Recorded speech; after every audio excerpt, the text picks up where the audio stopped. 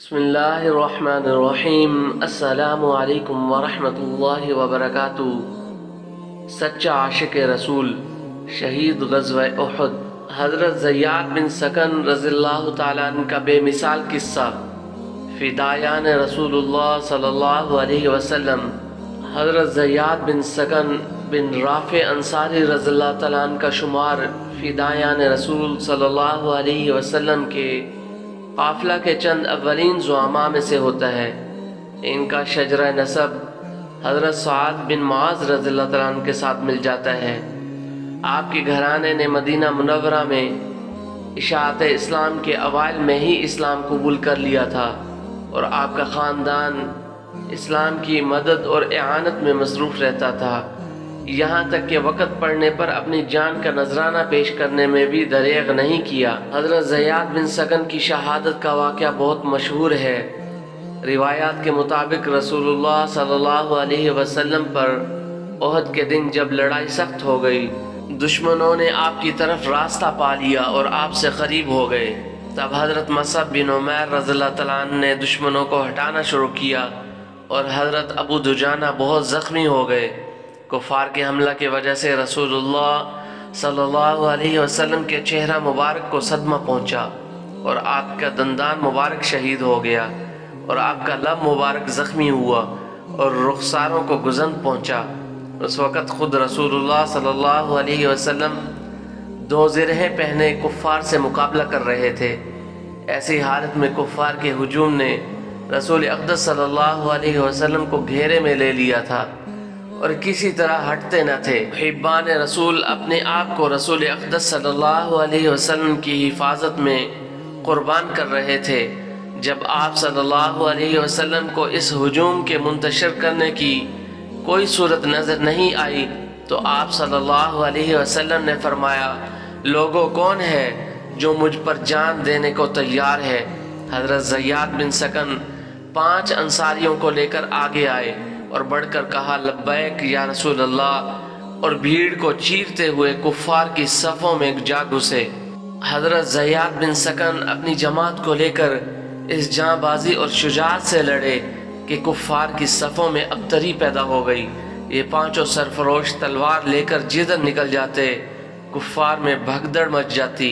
یہ لوگ اس وقت تک شجاعت کا مظاہرہ کرتے رہے جب تک شہید نہ ہو گئے، لیکن ان کی بہادری سے کفار کے قدم بھی متزلزل ہو گئے۔ حضرت زیاد رضی اللہ تعالیٰ عنہ کے جسم اطہر پر اس دن 14 شدید زخم تھے، لیکن ابھی زندگی کی کچھ رمق باقی تھی۔ ام المؤمنین حضرت عائشہ صدیقہ رضی اللہ تعالیٰ عنہا فرماتی ہیں کہ جب جنگ ختم ہو گئی اور شہداء کی تدفین اور زخمیوں کی مرہم پٹی کا سلسلہ شروع ہوا، میں نے دیکھا کہ کچھ فاصلہ پر ایک شخص زخموں سے چور ہے اور بے چینی سے کراہ رہا ہے۔ آپ فرماتی ہیں کہ میں اس کے پاس پہنچی، پانی پلایا، سانس اکھڑ رہی تھی۔ سیدہ ام المؤمنین رضی اللہ تعالیٰ عنہا کو یوں محسوس ہوا کہ وہ کچھ کہنا چاہتا ہے۔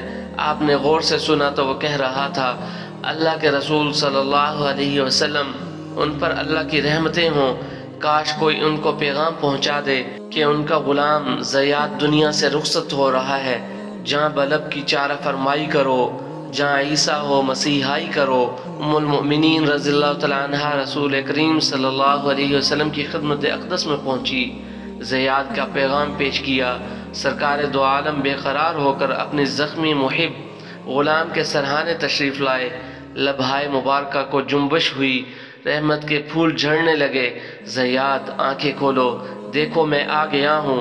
زیاد نے آنکھیں کھولیں، آنکھوں سے آنسو جاری ہیں۔ محبوب دو عالم صلی اللہ علیہ وسلم کو سامنے دیکھا، سرکار صلی اللہ علیہ وسلم کے جلووں میں گم ہو گئے۔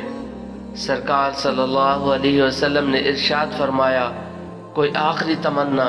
حضرت زیاد رضی اللہ تعالیٰ عنہ بھرائی ہوئی آواز میں صرف اتنا کہہ سکے، صرف ایک تمنا ہے۔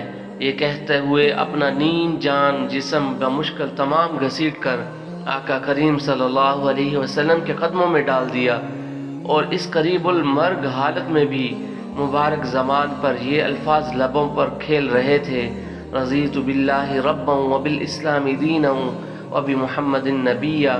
صلی اللہ علیہ وسلم یعنی اللہ تعالیٰ سے رب ہونے کے باعث اور اسلام سے دین ہونے کے طور پر اور محمد صلی اللہ علیہ وسلم سے نبی ہونے کی حیثیت سے میں راضی ہوں۔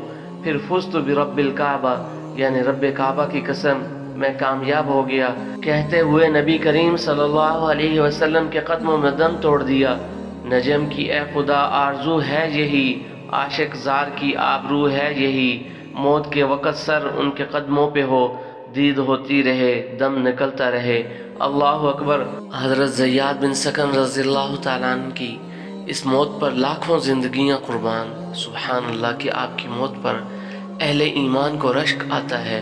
آپ نے اپنی جان آفرین کا سپرد کر دی، لیکن قیامت تک کے مسلمانوں کو یہ درس دے گئے کہ اگر کبھی دین پر مشکل وقت آئے اور اس کے لیے جان بھی قربان کرنی پڑے تو کبھی بھی پیچھے مت ہٹیں۔ اللہ تعالیٰ آپ سب کو اپنے حفظ و امان میں رکھے اور دونوں جہانوں کی خوشیاں عزتوں کے ساتھ نصیب فرمائے۔ آمین ثم آمین، واللہ اعلم بالصواب۔